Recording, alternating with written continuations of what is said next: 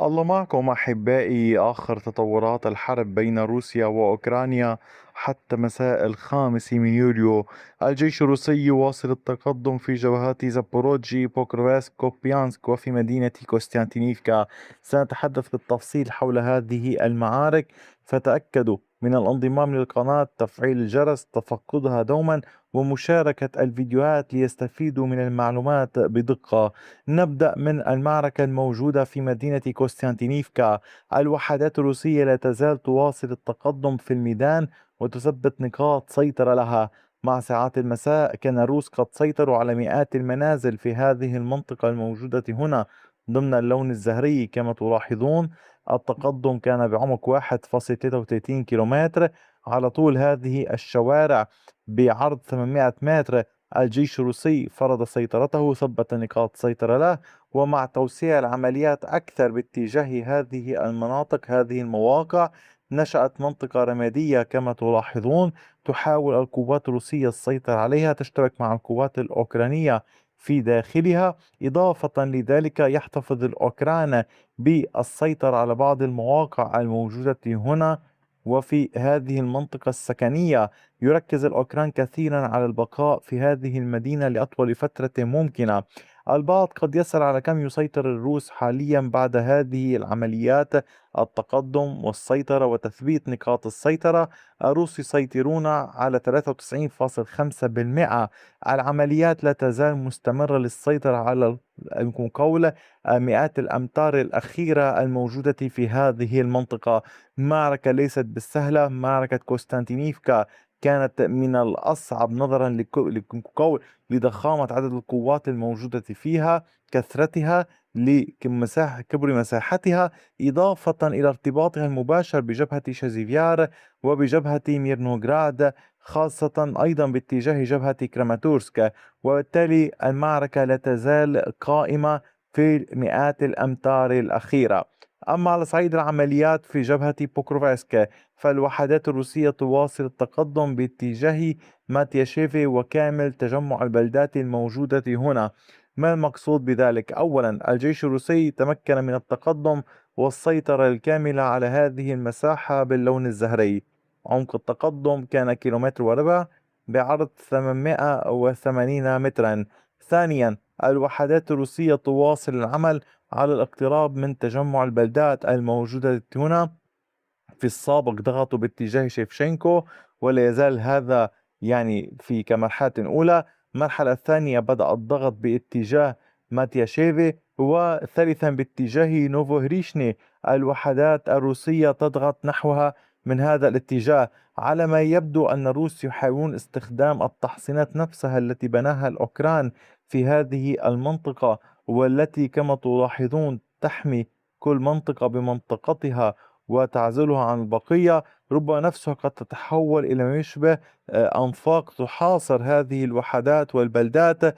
لذلك يتحرك الروس باتجاهها كما تشاهدون، باتجاه هذه الأقسام الثلاثة كما أشرت إليها، ويضغطون نحوها في محاولة لخوض كل معركة على حدة من عدة اتجاهات. هذا هو التوجه على ما يبدو في جبهة بوكروفسك، ولكن الأمر أيضا مرتبط تلقائيا بالمعارك التي تحصل في اتجاه بيريتسكي وفي اتجاه رودينسكي، حيث يحاول الأوكران الصمود في هذه المنطقة واسترداد السيطرة على بيريتسكي بشكل كامل في هذا الاتجاه.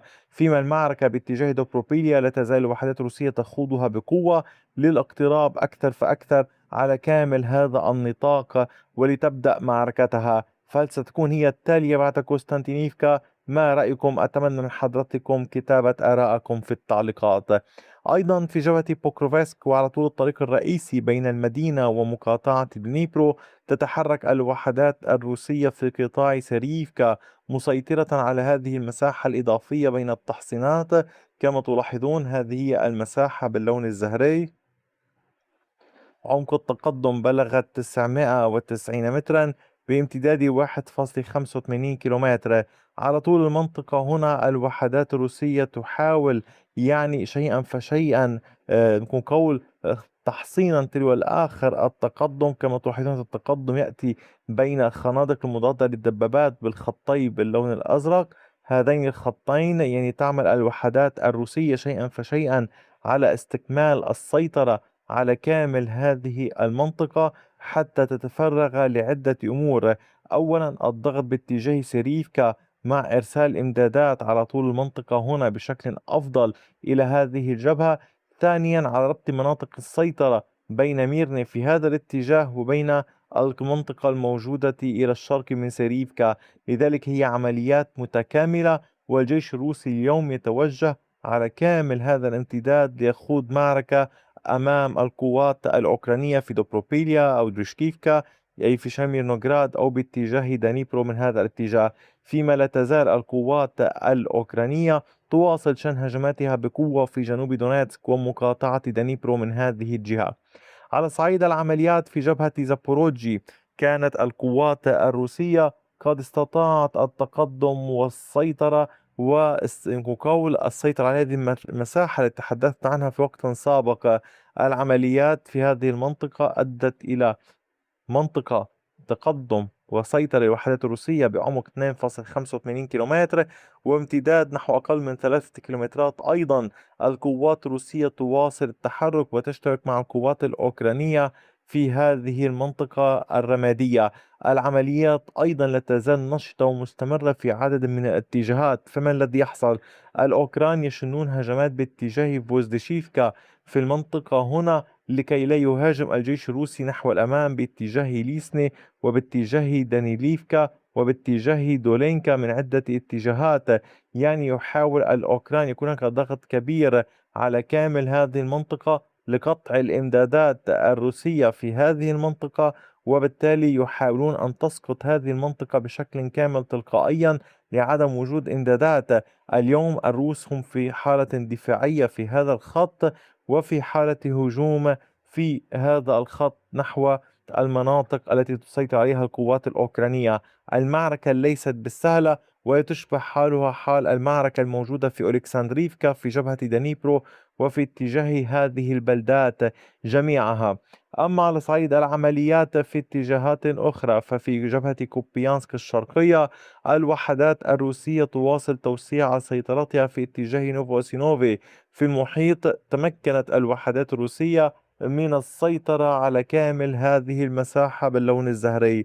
عمق التقدم للوحدات الروسية بلغ 2.69 كيلومتر بعرض 1.64 كيلومتر. العمليات لا تزال مستمرة ونشطة بقوة، والهدف كما أشرت لكم في وقت سابق السيطرة على منطقة الأكواخ في هذا الاتجاه، وأيضا هذه المنطقة الموجودة هنا، مع عمليات مستمرة نحو التحصينات الأوكرانية في هذه المنطقة. العمليات كبيرة للغاية، العمليات ليست بالسهلة، يقابلها هجمات روسية باتجاه لشكيفكا في هذه المنطقة، حيث تحاول القوات الروسية قدر الإمكان ربط مناطق السيطرة ببعضها البعض على كامل هذا الامتداد. اليوم نحن أمام معركة فعلا يعني تمتد على نطاق واسع على طول نهر أوسكيل، سواء جنوب مدينة كوبيانسك أو شماله في هذا الاتجاه. أحبائي، هذا كان كل شيء حتى ساعات المساء. أي جديد سوفيكم به لاحقا. شكرا لكم دوما على كامل وقتكم الثمين، وإلى اللقاء بفيديو آخر.